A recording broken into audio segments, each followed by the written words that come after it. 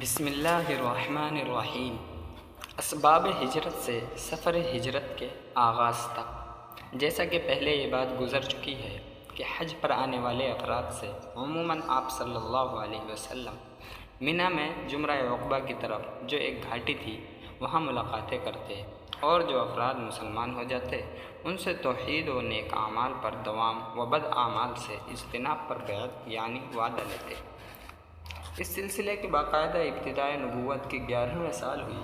یہ وہ سال تھا جس کے ماہ شوال میں آپ صلی اللہ علیہ وسلم کی شادی عائشہ رضی اللہ عنہا سے ہوئی تھی۔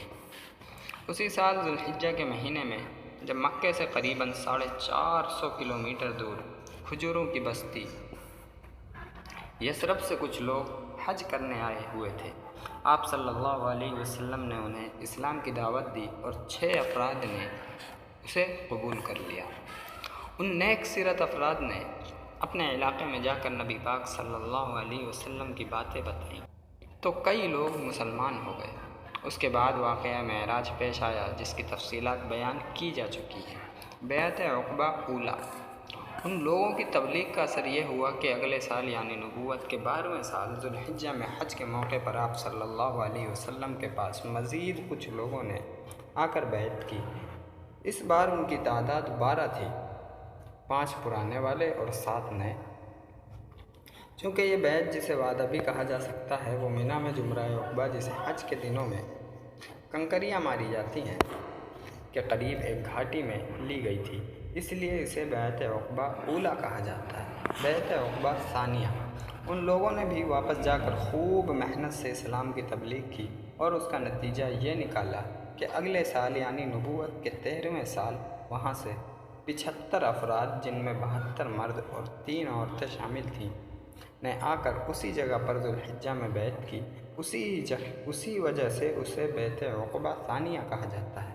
ان لوگوں کو آپ صلی اللہ علیہ وسلم کی باتیں اتنی اچھی لگیں کہ انہوں نے آپ صلی اللہ علیہ وسلم کو مستقل طور پر اپنے علاقے میں آنے کی دعوت دے دی۔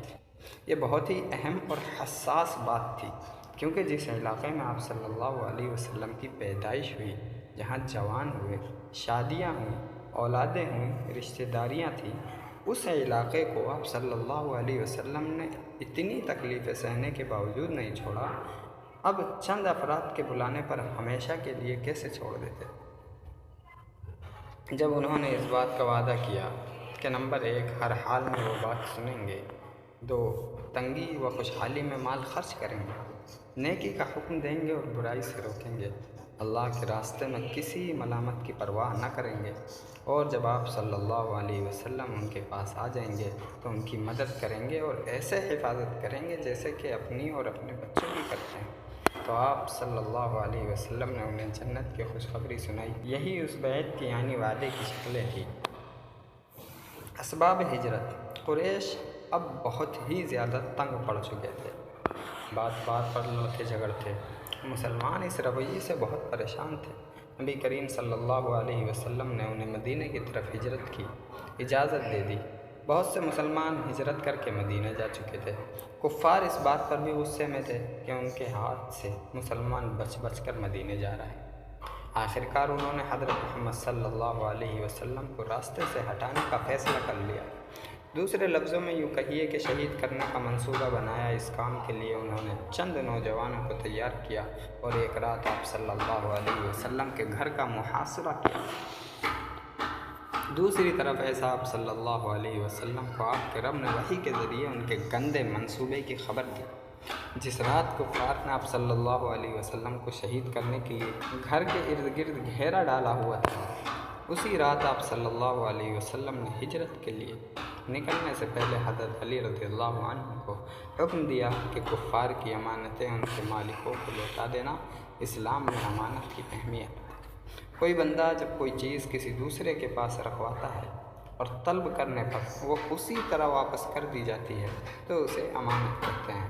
اسلام میں امانت کی بہت ہی بیان کی گئی ہے۔ آپ صلی اللہ علیہ وسلم نے فرمایا لا ایمان لمن لا امانت لہ، اس شخص کا کوئی ایمان نہیں جس میں امانت داری نہیں۔ مسند احمد۔